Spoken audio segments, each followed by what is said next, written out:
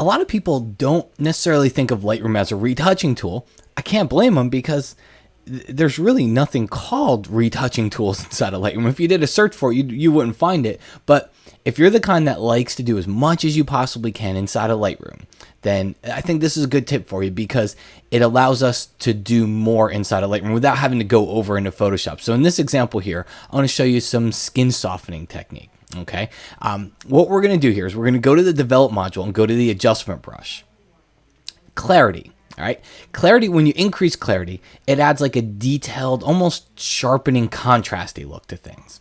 Well, when you decrease clarity, it does the opposite. It's almost like a softening effect. So we're going to take our clarity down to -100. Okay, and so here's a portrait, and this is mostly the kind of thing that you would use on portraits where you just want to soften someone's skin. So this is a lifestyle shoot that I did in Central Park. Okay, so very shallow depth of field, but focused in on her eyes, so we really see a lot of detail. It's a close-up. We really see a lot of detail on her face. So we just want to soften that a little bit. Not a whole lot, just a little bit. So we take our clarity down to -100 here. I'm going to set my brush size, something that's large enough that makes it really easy to paint over like the forehead and all the larger skin areas that we have here. Okay, so I'm just going to paint away. And in fact, I'm not really going to worry about spilling over into parts of the photo that I don't want to, because you're going to see how we can handle that in a second. Okay, so I'm just painting away.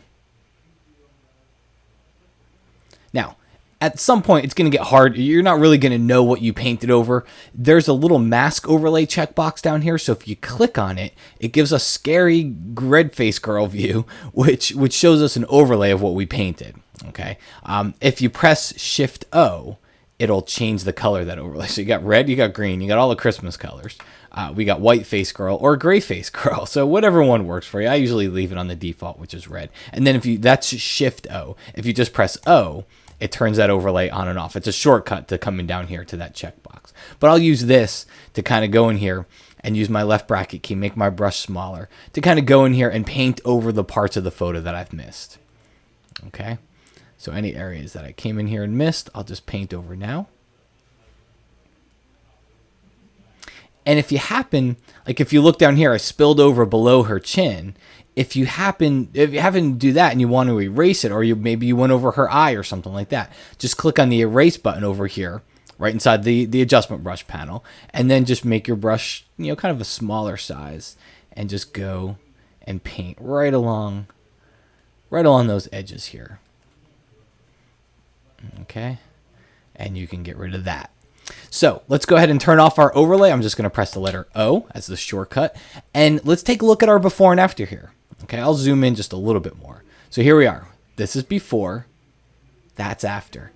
Guys, that's a really good result for the amount of time that we just spent. We didn't leave Lightroom. We didn't go over to Photoshop. We didn't add layers. We didn't add Gaussian blur filters or anything like that. We did all this with just one brush over here inside of Lightroom. So, and in some ways, sometimes I like the negative clarity more than I like the Gaussian blur over inside of Photoshop. So it's a really, really useful tool. I'll give you one more little tip here, which is, and this one sneaks by a lot of people. Notice we've added one layer of -100 clarity.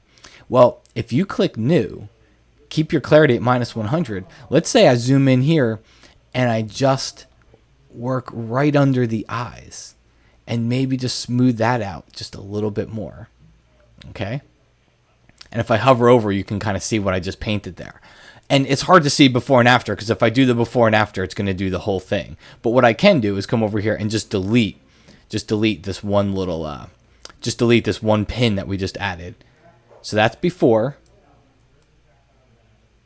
and that's after. So you can see a slight change below our eyes. You could click New again. You could paint it again. And you're just adding negative clarity on top of negative clarity on top of negative clarity. So you can keep going with this. I don't suggest it. I think it's going to start to look a little funky after a while, and I'm probably going to delete that one. I don't think it's that bad, but something to keep in mind if you do think you want to add a little bit more softness or blurring to it.